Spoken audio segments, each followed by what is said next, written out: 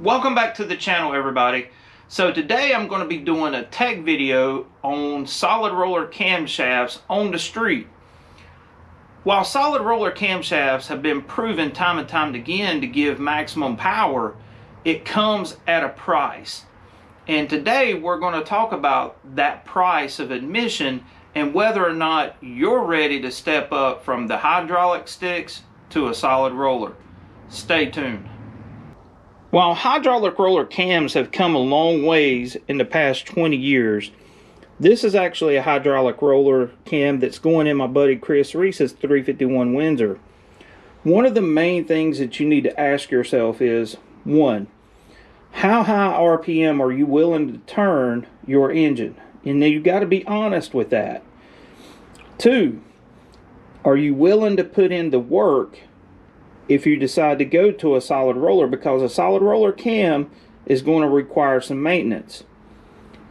So those are the things that we're going to talk about. And another thing, it's not mentioned much on the internet, is comparing the specs between a hydraulic roller and a solid roller cam, because there is a difference in the way that they're rated.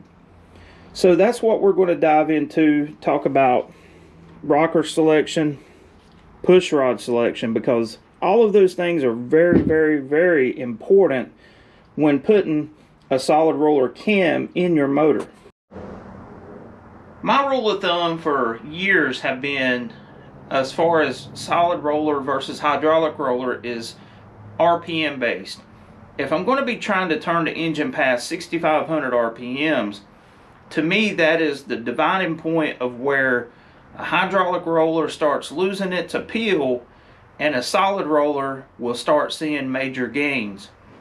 Now, I know a lot of things have changed in the hydraulic roller world in the past 10 to 15 years. Short travel lifters, people adjusting the lifter at the bottom of the travel, people even running solid lifters on a hydraulic cam. That's not what I'm getting into today. What I'm talking about is the difference between the two, because even doing those things on a hydraulic roller is still not going to net you the gains in power that you would see with a solid roller. Yes, it will improve upon the hydraulic roller setup, but you've got limitations there as far as the ramp design. The whole profile of the cam is different between a solid and a hydraulic.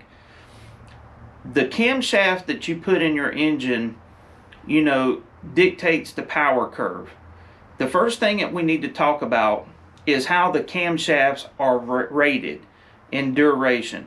What most people don't realize is the advertised duration of a hydraulic roller is based at 6 thousandths lifter lift, okay? Whereas a solid roller cam, most time is done at 20 thousandths. Some companies do it at 15 thousandths.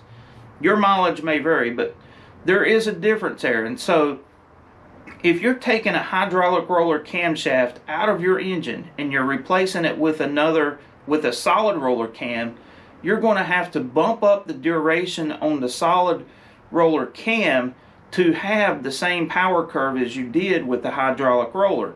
That's just the physics of it. Normally it's about 8 to 12 degrees depending on the cam manufacturer, but 10 degrees is my average if you're trying to keep the same power curve as you did with the hydraulic roller. Now granted, once you get past a certain RPM, the solid roller is going to continue to carry the power further out in the RPM range compared to the hydraulic roller, and that is due to the hydraulic roller camshaft losing control in the valve train at higher RPMs.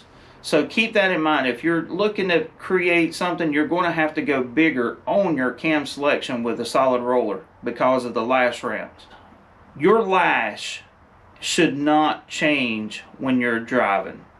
And what I'm getting to is, when you're putting a solid roller camshaft in your engine, one of the prices of admission is going to be that you're going to need to check your lash very often.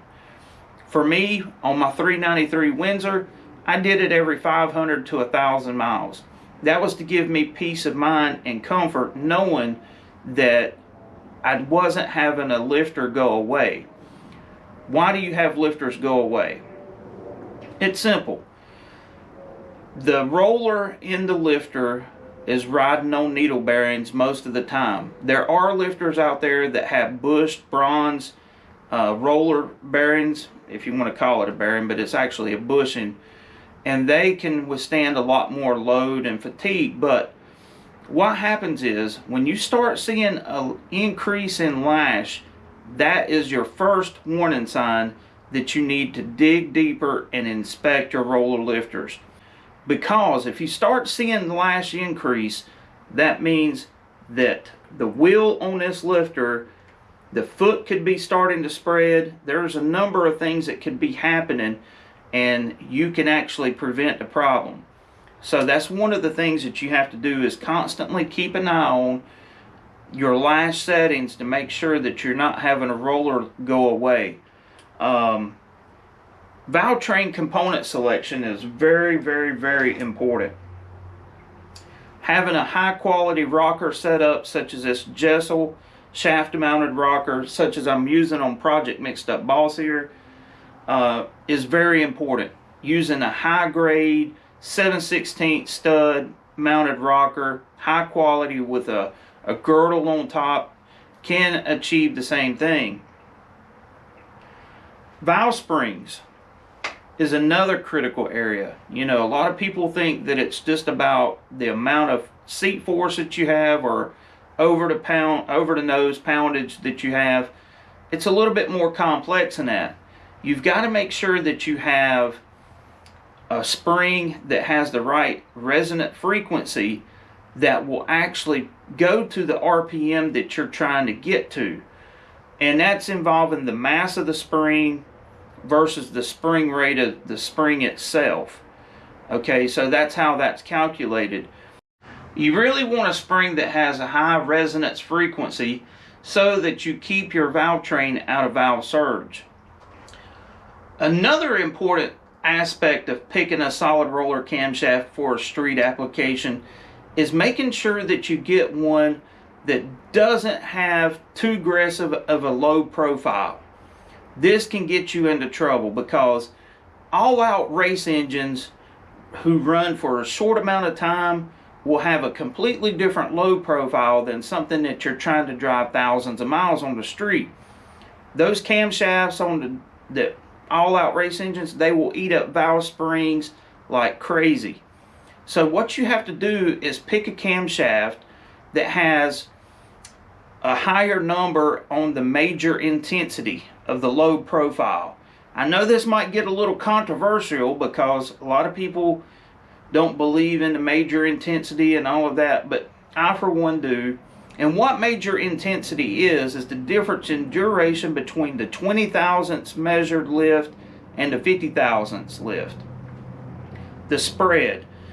So if you have a camshaft that's around 30 or 31, that's a pretty gentle load profile.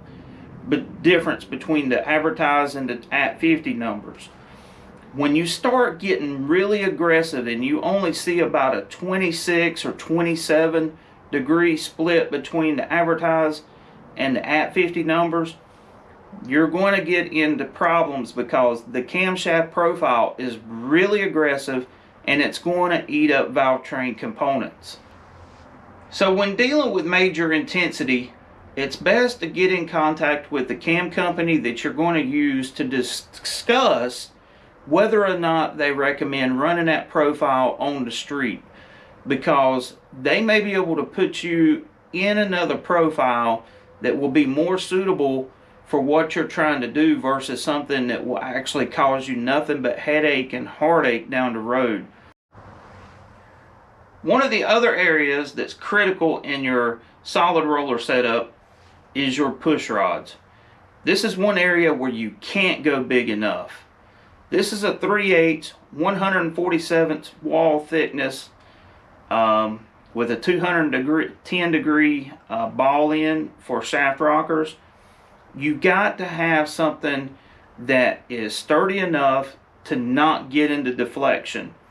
Deflection is the enemy, because it will cause all sorts of issues. Now, there is some cases where deflection can be beneficial, If it lost the valve, it'll get you a few extra horsepower, but that's not what we're talking about. We're talking about longevity on the street, and that comes from a very thick wall push rod, and as thick a push rod as you can possibly fit in your combination. Some people will talk about running 5/16 push rods on a solid roller. I've done it. I've run a 5/16 080 wall push rod in my 393 Windsor. Never had any issues. But I wasn't turning the engine an extreme amount of RPMs. 6,500 RPMs. You know, that's not a lot. When you start pushing the limits and going well past 7,000, 8,000, 9,000 RPMs, push rod selection becomes a top priority. This actual push rod right here is a Smith Brothers push rod. Thank you, Drag Boss Tim Halstead, for putting me on to Smith Brothers. They make an excellent product, and I recommend them to anybody. But there's also other great ones out there. Trend Performance makes killer push rods. Manton, the list goes on. But well, that pretty much wraps it up for this video. I hope you enjoyed it, and it just goes briefly in detail about running solid roller camshafts on the street and what that entails. You know, just know that going into it, you're going to have a higher initial cost due to the component selection itself. You know, I can't stress enough about getting a high quality solid roller lifter, something that will live on the street, because if you go the budget route and you find some, you know, that's cheap on eBay, most times you get what you pay for. This is an area where good quality components pay off. You know, making sure that the roller lifter is high pressure, oil fed, all of those things go a long way towards longevity. The push rod selection, valve spring components, and making sure that you have the right valve spring for your combination. That is the things that require extra detail to know that when you hit the throttle, you're going to have the performance you want instead of a lot of broken parts, because it is no fun having a roller lifter come apart. And the last thing that you want to do with a solid roller is float a solid roller motor, because it will create destruction. So I hope you liked the video. If you like what I'm doing, don't forget to like, share, subscribe, and hit that little bell so that I can keep doing these videos. And until next time, this is Andy from Unity Motorsports Garage. I'll catch you later.